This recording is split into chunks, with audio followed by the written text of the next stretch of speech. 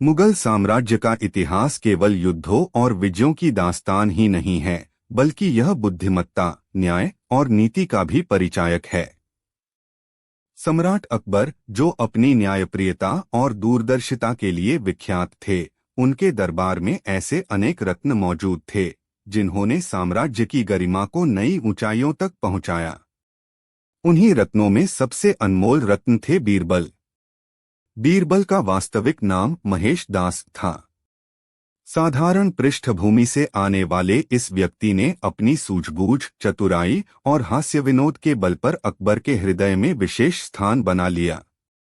अकबर और बीरबल की मित्रता केवल दरबारी सीमाओं तक सीमित नहीं थी, वह एक गहन मानवीय संबंध था। आज हम एक ऐसी लंबी और रोचक कहानी पर चर्चा करेंगे जिसमें बीरबल की बुद्धिमत्ता, उनकी निडरता और अकबर का उन पर विश्वास स्पष्ट रूप से उभरकर सामने आता है। यह कहानी केवल मनोरंजन ही नहीं, बल्कि जीवन के गहरे संदेश भी देती है। दरबार का दृश्य। एक दिन अकबर अपने दरबार में बैठे हुए थे। राजमहल का विशाल दीवान खास चमचमाते झूमरों से जगमगा रहा था। संगमरमर के स्तंभों पर नक्काशी, दीवारों पर कलाकृतियां और फव्वारों की ठंडी फुहारें उस वातावरण को भव्य बना रही थीं। दरबारियों में हलचल थी। सभी मंत्री, सेनापति और विद्वान अपनी अपनी जगह बैठे थे।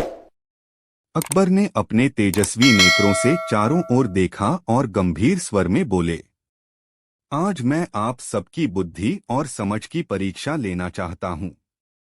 साम्राज्य को चलाने के लिए केवल बल ही नहीं, बल्कि सूझबूझ भी आवश्यक है।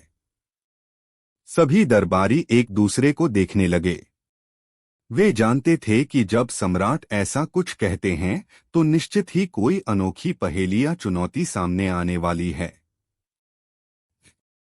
अकबर की चुनौती। अकबर ने अपने सेवक को इशारा किया। सेवक एक बड़ा सा थाल लेकर आया जिसमें सोने के सिक्कों का ढेर रखा था।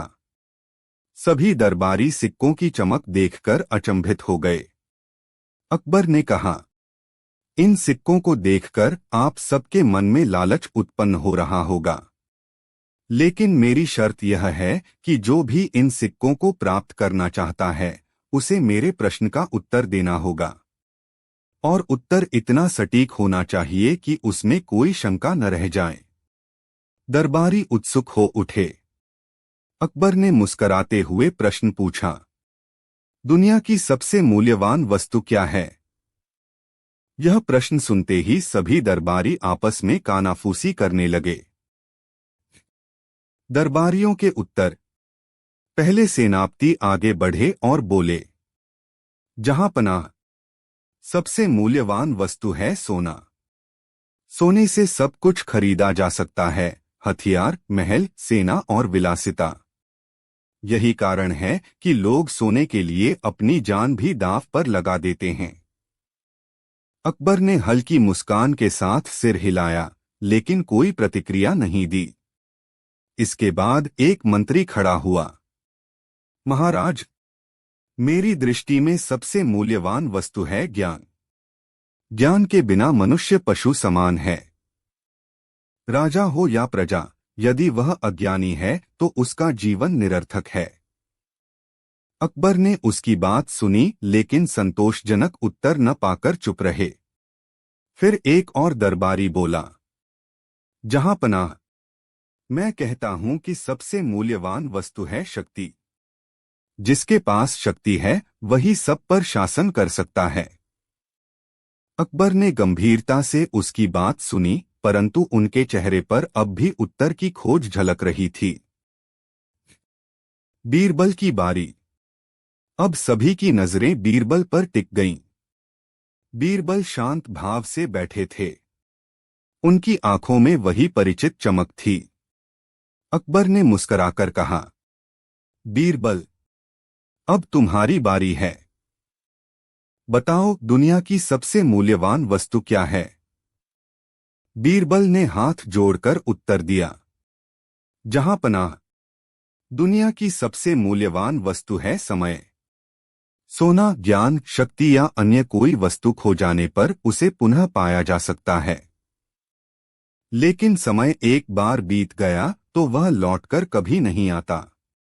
इसीलिए समय का महत्व सबसे अधिक है। दरबार में सन्नाटा छा गया। सभी दरबारी बीरबल की बात पर विचार करने लगे। अकबर की प्रतिक्रिया। अकबर के चेहरे पर संतोष की मुस्कान फैल गई।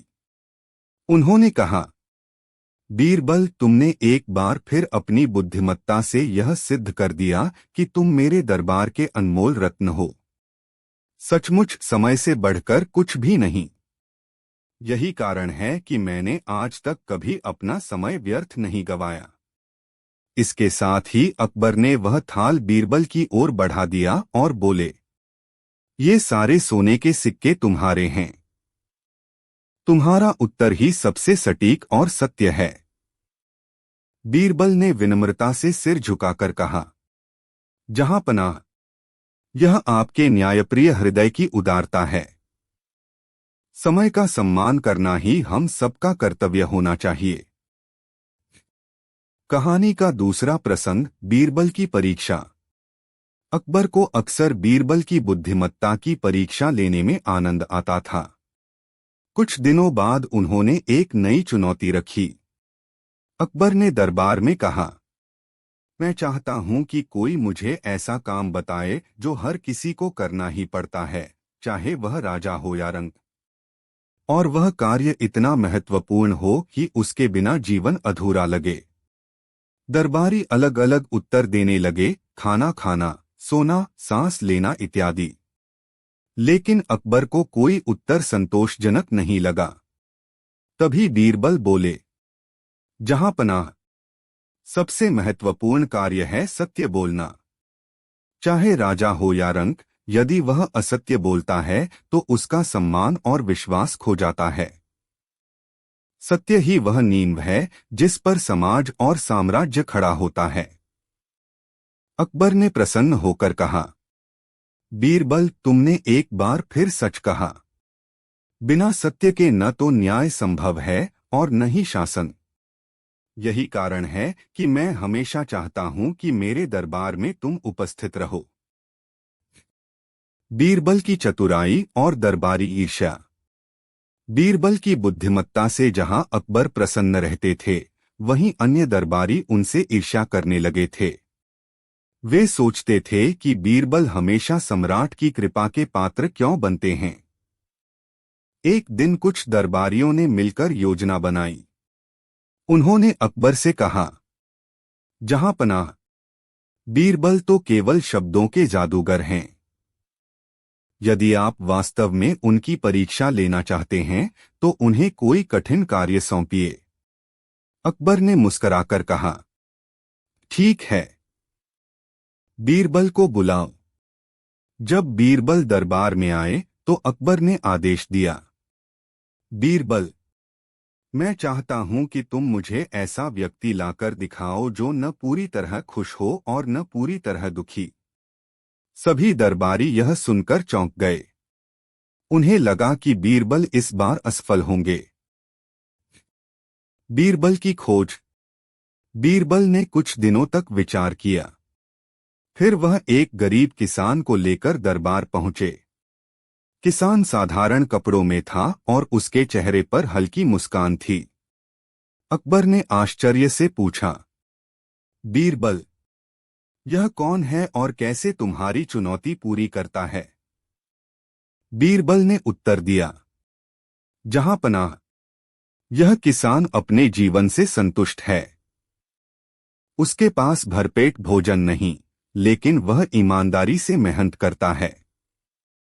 वह न पूरी तरह खुश है क्योंकि उसके पास धन नहीं, और न पूरी तरह दुखी है क्योंकि उसके पास ईमानदारी और संतोष है। यही वह व्यक्ति है जो न पूरी तरह खुश है और न पूरी तरह दुखी। अकबर ने किसान को सम्मानपूर्वक पुरस्कृत किया और बीरबल की प्रशंसा करते हुए कहा, उस सचमुच बीरबल, तुमने एक बार फिर सिद्ध कर दिया कि तुम्हारी बुद्धिमत्ता अनुपम है। मुगल सम्राट अकबर महान के दरबार की कहानियां केवल भारत ही नहीं बल्कि पूरी दुनिया में प्रसिद्ध हैं। अकबर का दरबार 9 रत्नों से जगमगाता था और उनमें सबसे तेजस्वी रत्न थे बीरबल। बीरबल की चतुराई, हाजिर जवाबी और न्यायप्रियता के किस्से आज भी हमें सोचने और हंसने पर मजबूर कर देते हैं।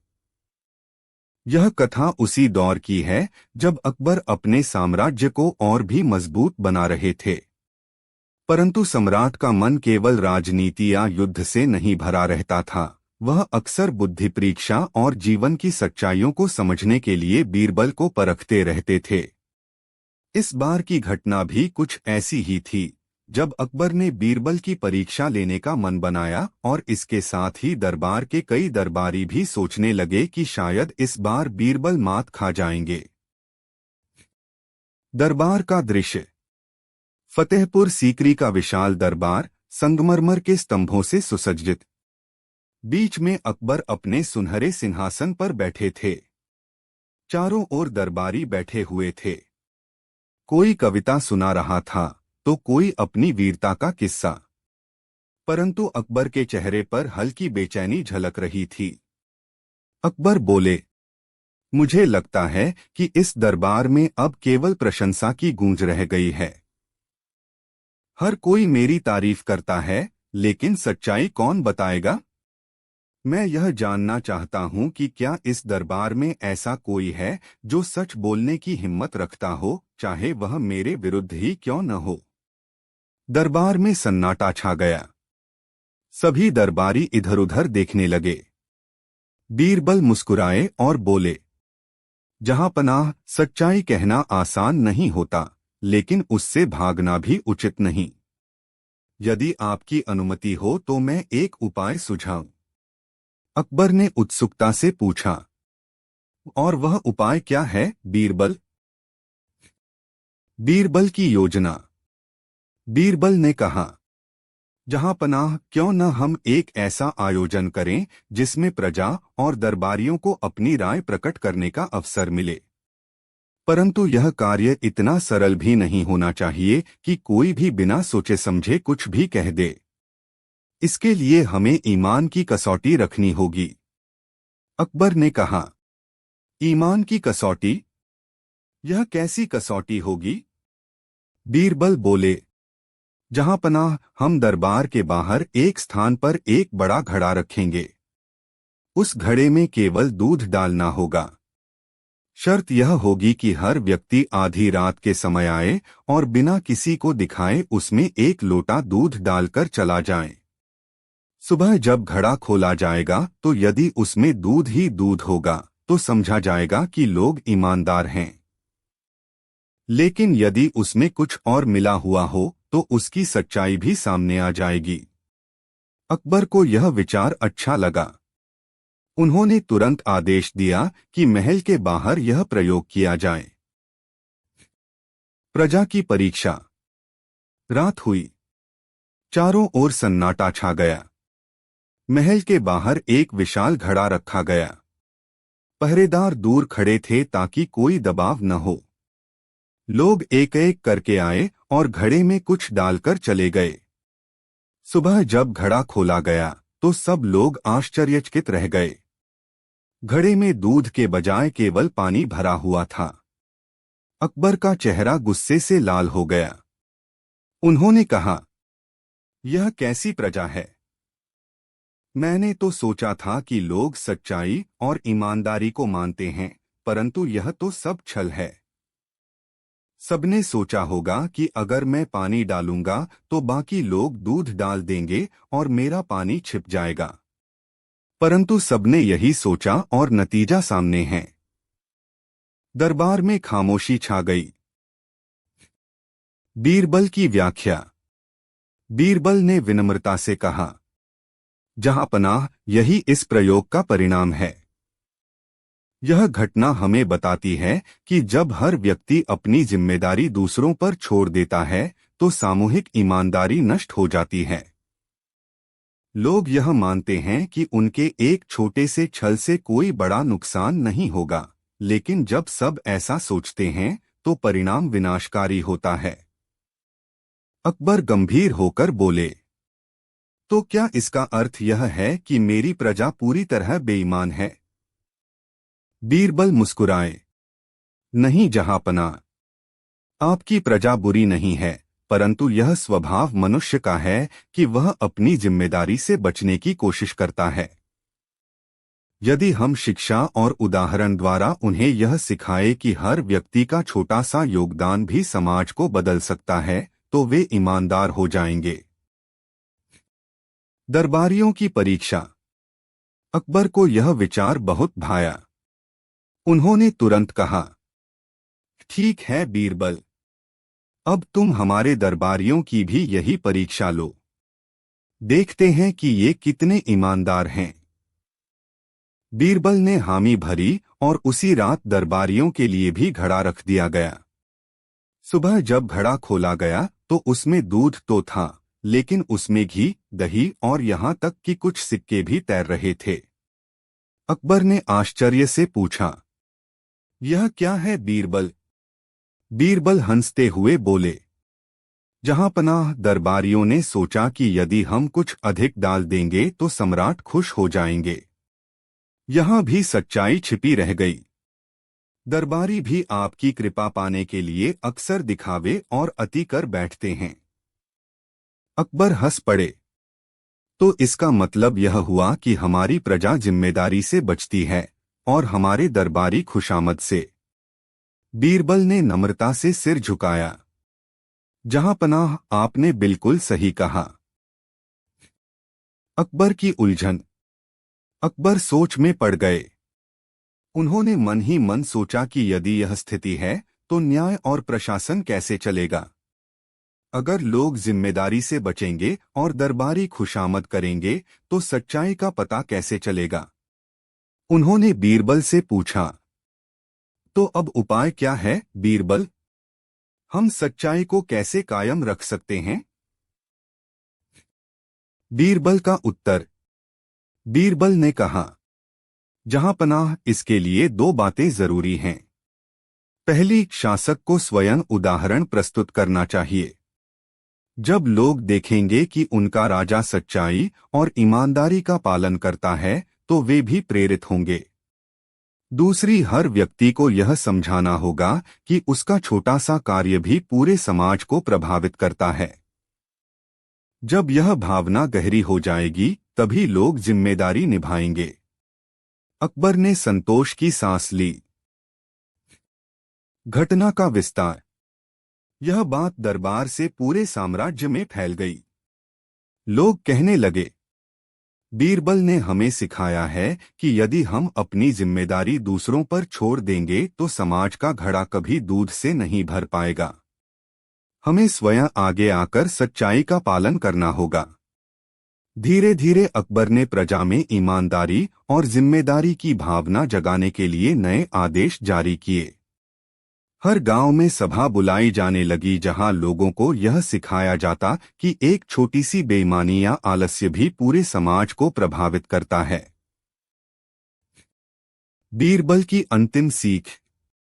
एक दिन अकबर ने फिर से बीरबल से पूछा, बीरबल, इस पूरे प्रयोग से तुम्हें क्या निष्कर्ष मिला?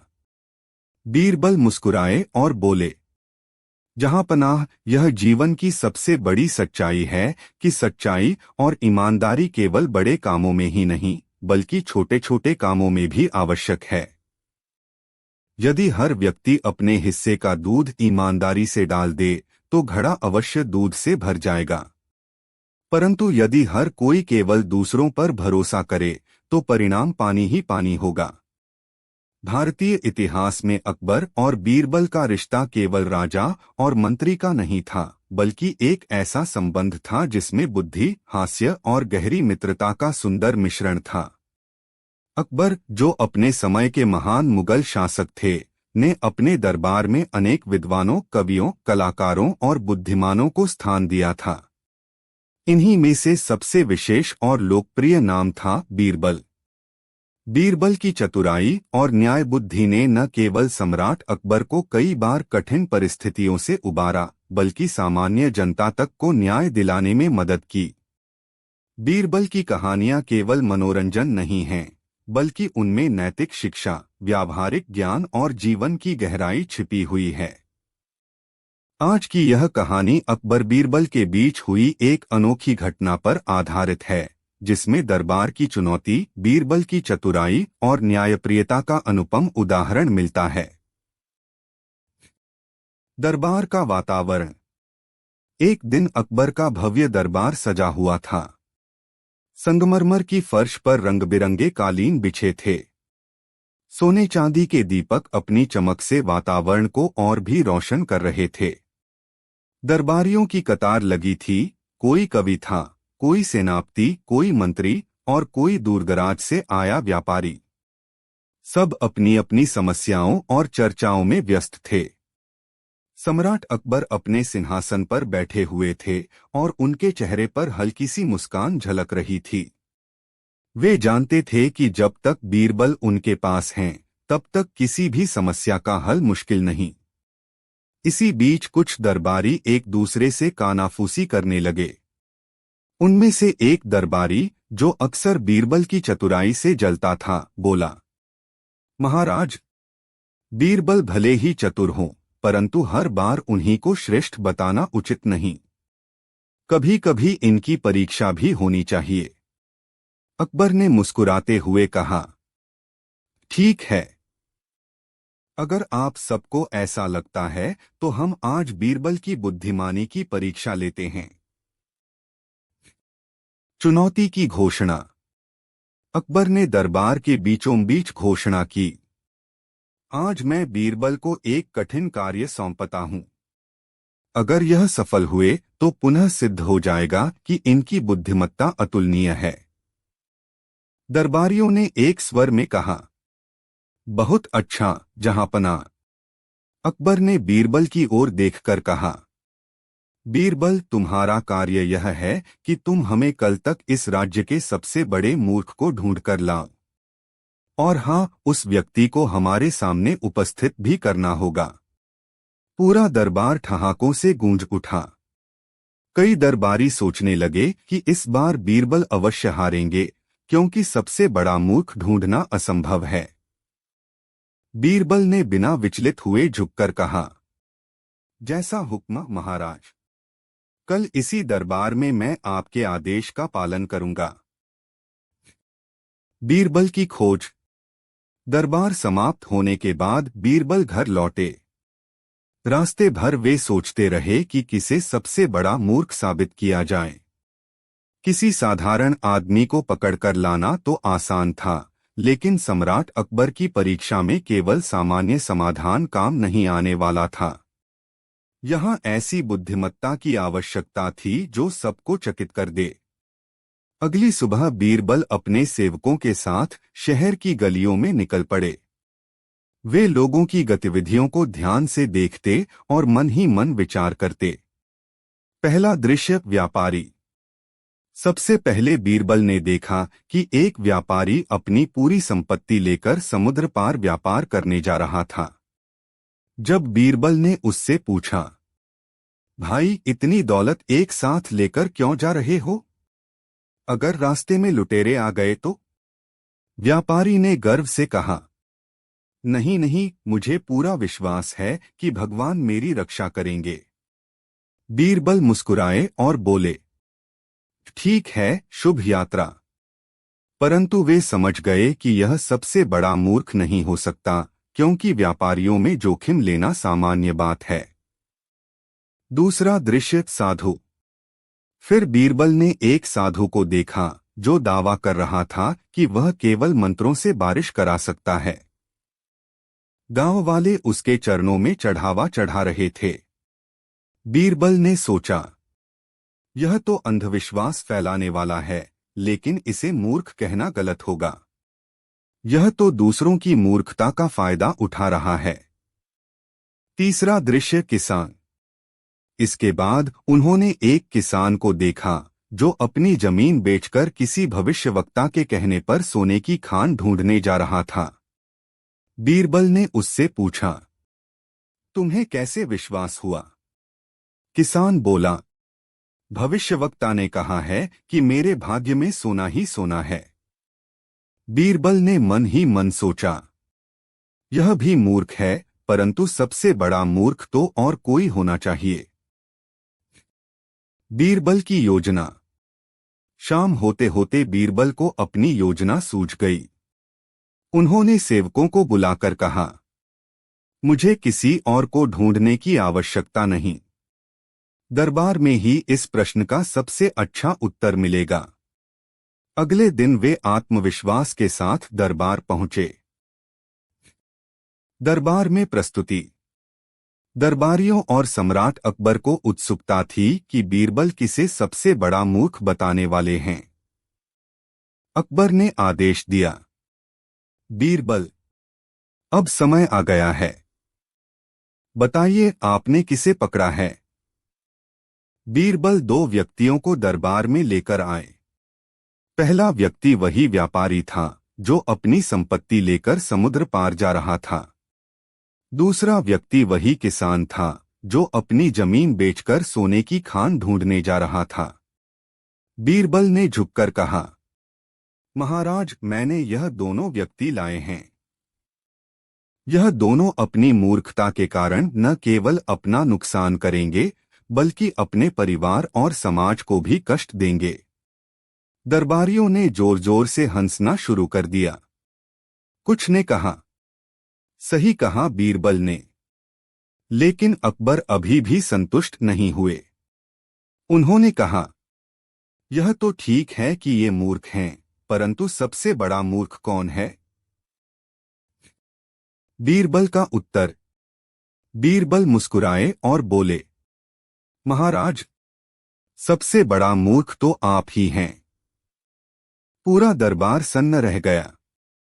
सभी दरबारी अवाक होकर बीरबल की ओर देखने लगे। किसी की हिम्मत न हुई कि कुछ बोले। अकबर की आंखों में क्रोध की झलक आई। बीरबल, तुम मुझे मूर्ख कहने की हिम्मत कैसे कर सकते हो? बीरबल फोल्डेड हैंड्स करके शांत स्वर में बोले, जहां पनाह, जरा धैर्य रखें और मेरी बात सुनें। आपने ही तो मुझे आदेश दिया था कि मैं राज्य का सबसे बड़ा मूर्ख खोजकर लाऊं। अब सोचिए, ऐसा मूर्ख कौन हो सकता है जो अपने मंत्री को यह बेवकूफी भरा काम सौंपे? मूर्ख वही होगा जो इस तरह का आदेश देगा। और इस आदेश को आपने दिया है, इसलिए सबसे बड़े मूर्ख आप ही ठहरे। दरबार का माहौल। कुछ क्षणों के लिए पूरा दरबार स्तब्ध हो गया। सबको लगा कि आज बीरबल की खैर नहीं। परंतु तभी अकबर जोर से ठहाका मारकर हंस पड़े। उन्होंने कहा, वाह बीरबल, तुमने फिर साबित कर दिया कि तुम्हारी बुद्धि बेजोड़ है। तुमने मेरी चुनौती को न केवल पूरा किया बल्कि उसका उत्तर भी ऐसा दिया जो सबको सोचने पर मजबूर कर दे। सचमुच तुम्हारे जैसा और कोई नहीं। दरबार गूंज उठा। जहां पनाह की जय हो, बीरबल की जय हो। शिक्षा और संदेश। इस घटना से 3 महत्वपूर्ण बातें सामने आती हैं। 1. सच्ची बुद्धिमत्ता में साहस होता है। बीरबल ने सम्राट को भी मूर्ख कहने में संकोच नहीं किया, क्योंकि वे जानते थे कि सत्य सबसे बड़ा हथियार है। 2. मूर्खता केवल साधारण लोगों में नहीं होती। जब कोई व्यक्ति बिना सोचे समझे निर्णय लेता है तो वह भी मूर्ख कहलाता है, चाहे वह राजा ही क्यों न हो। 3. राजा और प्रजा का रिश्ता। अकबर ने दिखाया कि एक सच्चा राजा वह है